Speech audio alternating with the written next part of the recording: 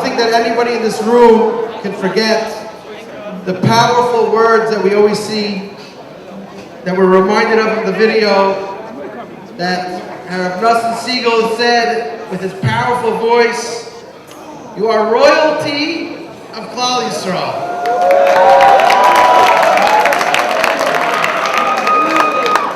Rav Nassim, we can tell you that you are royalty of Klal Yisrael, and to take out your time from being the Rav in the shul, Erev Pesach, to give us chizuk. He's going to beat me up in 1 second, so I'm going, and he's a little bigger than me, believe it or not.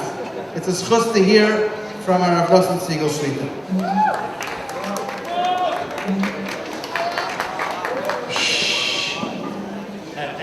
I have to say,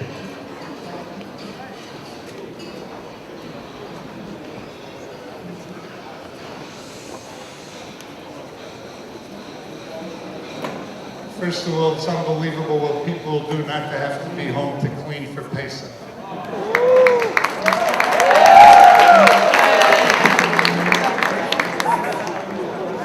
Listen, please, if you don't mind, I have not been feeling that well, and my voice is not great.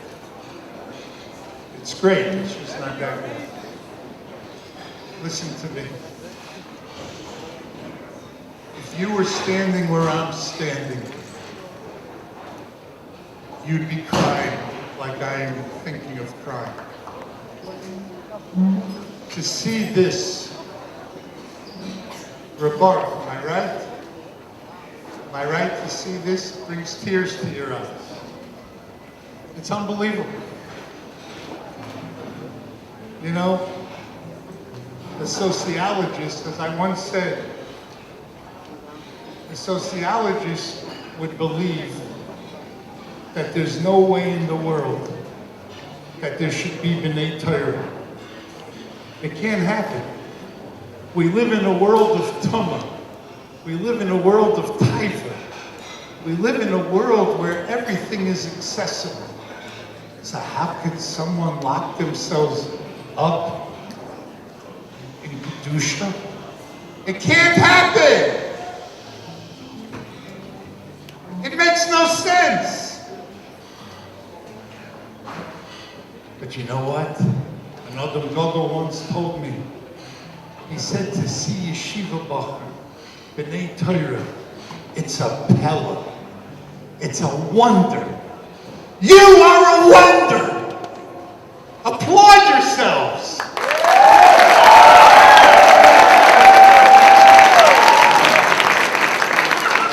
Somebody once said you're the royalty of Klal Yisrael.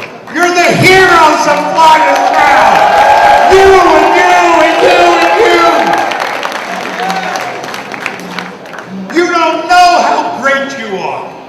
You don't know how special you are. You don't know how the world is resting on your shoulders. And you're carrying all of us. From the Jew in Eugene, Oregon, to Missoula, Montana, to Soviet Union, Africa, Asia, wherever it is. You're carrying us all on your shoulders.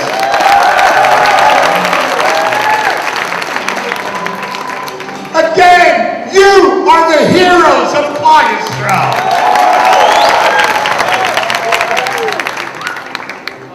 And it's a big honor for me. Forget about that I say anything to you. The covet is that I get to see you. I get to see you, the future of Klal Yisrael. And I travel across the whole country. I visit cities where the intermarriage rate is 90%, and the only reason Jew marries Jew is because it's a coincidence. And I see so much assimilation and leaving Torah, leaving the Eibishter, leaving everything behind. And then I see you. I see you. And I say to myself, Ay, Baruch Hashem, you will stand and greet Mashiach. You, because you are again the heroes of louder heroes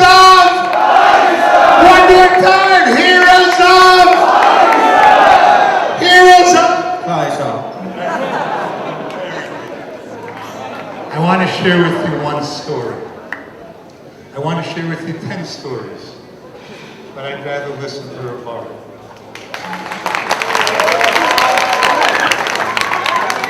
I don't know if that was a good applause for me or bad applause.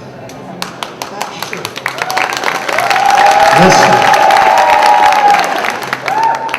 There's a Yid that lives in Petach Tikva.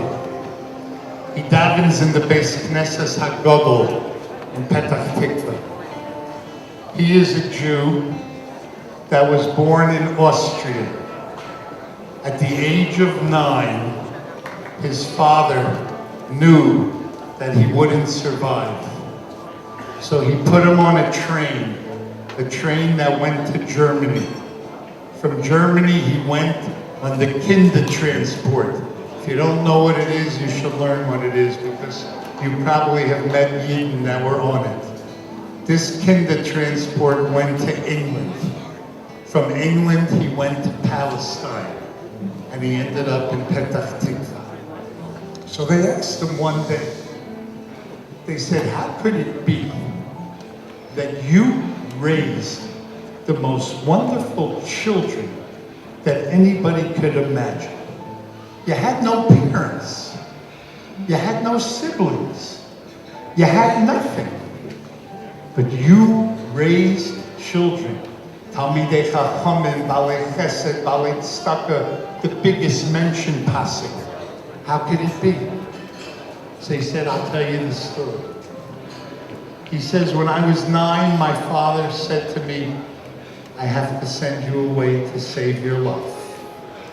So he took me to the train station in Austria, and we were sitting and waiting for the train, knowing that we would never see each other again. There wasn't much conversation, but then the train came. And my father looked at me and I looked at him, and he hugged me. And he said the words, Zai a gute Yid, be a good Jew. And he walked me into the train, and he sat me down next to a window. And he looked at me again and he said, Zai a gute Yid. And he walked outside of the train and he stood by the window. And he looked at me through the window and he said, Zai a gute Yid. And then the train started to go, slowly at first. And he started to walk next to the train. And he yelled out again, Zai a gute Yid. And then the train picked up speed. And my father started to run. And as he was running, he yelled, Zai a gute Yid. And the train picked up more speed. And my father ran and ran. And the last time I saw my father, he fell on all fours. And as he was lying on the ground, I heard the last words he said to me, Zai a gute Yid, be a good Jew. He says, those were the last words my father told me. How could I not listen to him? How could I not be a good Yid? Do you know what Vhaarev, Rabbi Newman, all these Rabbeim that are here tonight, Rabbi Grumman from Los Angeles, unbelievable. Do you know what they whisper to you when they teach you that Gemara? You may not hear the exact words, but what they're saying to you is, Zai a gute Yid! Zai a gute Yid! And how do you be a gute Yid? You have to love your Gemara. You have to love Rashi, Tosfos. You have to love that Gemara. And to watch you, and to see you, and to see the simcha on your faces. It shows me and everybody else that your desire is very simple. to be a good Yid. And that's why you're so special. If not for you, where would we be? Do you realize that each and every one of you is great? That every word of Gemara you learn, if one guy did it 60 times and you did it 6, you are as great as he is. You are not behind him, you are equal to him. You just go at a different pace. And that's why you are the heroes of Klal Yisrael.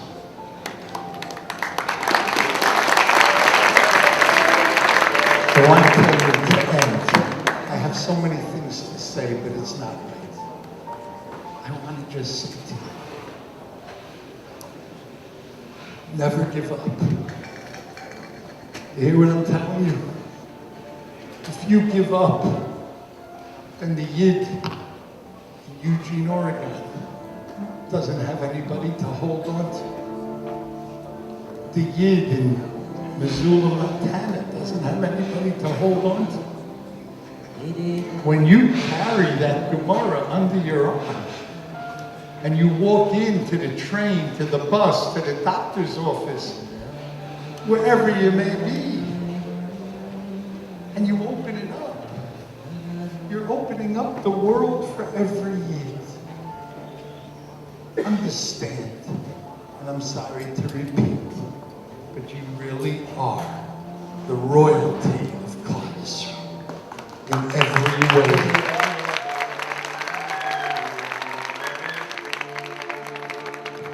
Every Rebbe in this room goes to sleep at night, praying, thinking of you, of hoping that you could become as great as you could become.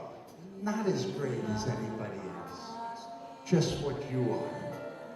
So remember, my dear young men, B'nai Torah, the royalty, the heroes, you can do whatever you want to do. Anything you want to do, you can do. You can achieve greatness. Never look down upon yourselves. You are all something special. Walk into this Ben Hazmanim and change the world. Change the whole world. Everybody sing.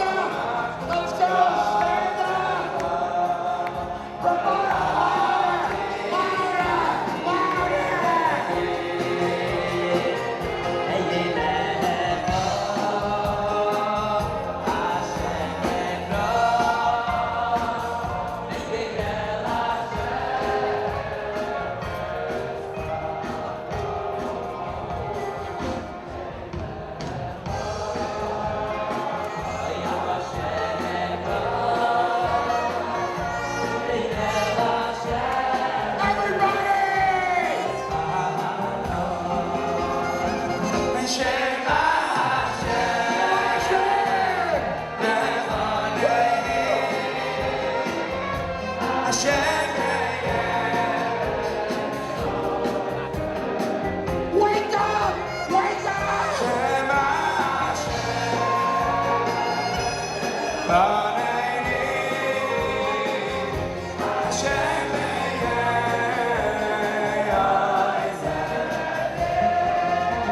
It's my grandson.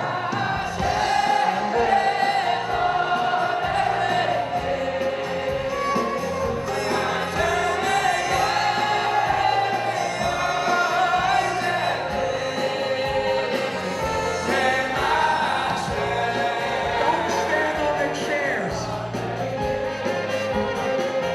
Don't stand on the chairs. Louder! Come on, Bono!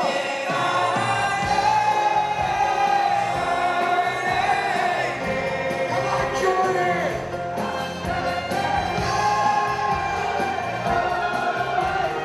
Is that the best you can do? Come on!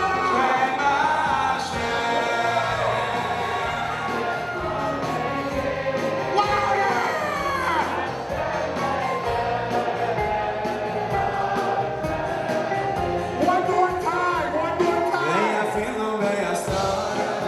Two more times.